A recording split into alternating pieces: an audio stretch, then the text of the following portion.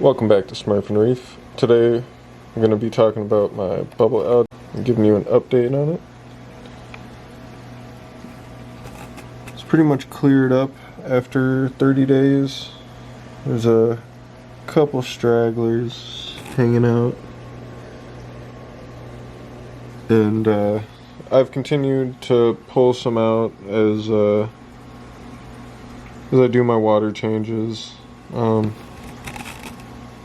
Every day there seems to be a bunch collecting in the power heads. I think that's mainly due to the vibrant killing the bubble algae at the roots and making it easier to pry up or get blown off by a power head. And it's definitely made removing it from the tank a lot easier. And as far as neutralizing the growth of the spores as I pop some of the bubbles, and I'm sure as the power head chews some of them up, it's definitely like a miracle in a bottle. But let's see here. The thick patches of it are thinned out and still just losing bubbles day by day, and gotta pull them out of my power heads probably every 2 or 3 days.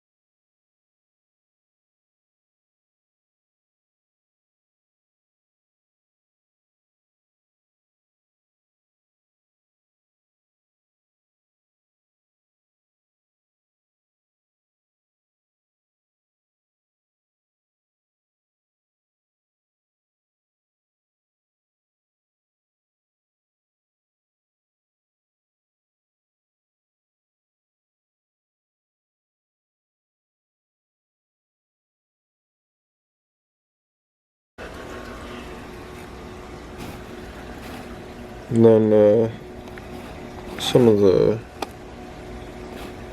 corals that have been drowned out by bubble algae are losing the bubble algae,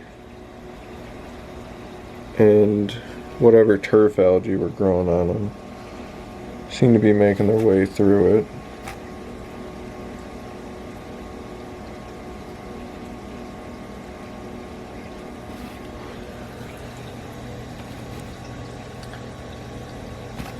If I had to guess, I'd say in 30 days, probably 80% of the bubble algae has disappeared. And I've been doing it on 3 different tanks, all with different success rates at different times, but all of them have cumulatively lost all their bubble algae.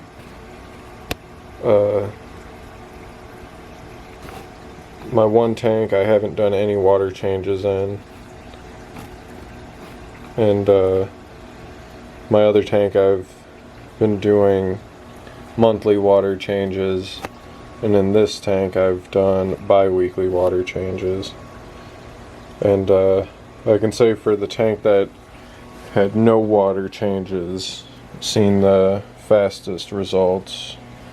And I think that's due to the buildup of the vibrant in the system, since I'm not taking any of it out with water changes. And then any hair algae or anything that popped up along the way, as far as a couple dinos, they seem to be getting wiped out. I've been dosing aminos and trying to keep up on like my iodine and my iron, so my macroalgae stay alive and my snails don't starve out. And other than the coralline algae kind of slowing down a little bit and my alkalinity rising, that was really the only negative effect I saw of the Vibrant so far. But saved me from cleaning my power heads this time of treating the tank for bubble algae.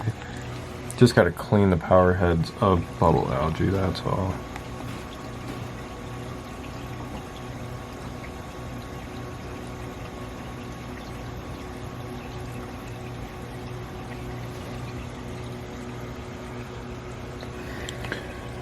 But as far as the bubble algae goes, it starts out really dark green like this, and then it gets real clear, like these clear bubbles back here. They're just the shells of the bubbles. Seem to just neutralize the spores inside and lighten up over a week and either float off or disappear, go down the overflow. I don't have success with emerald crabs. They seem to get smart and learn if they don't work, they can just wait for the frozen food to come by every day and they'll just get a free meal off that.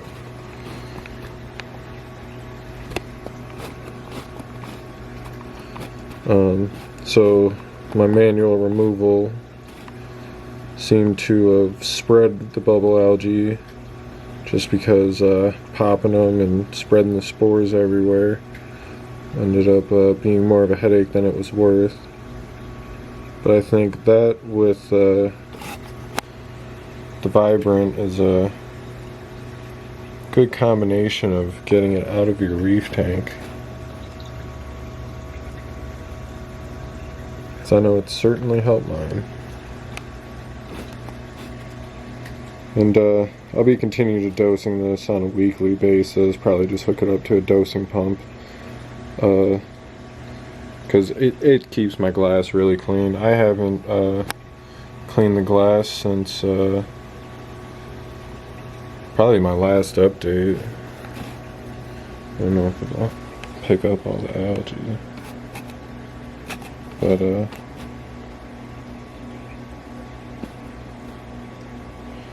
definitely a cleaner tank all around. Cleaner looking tank.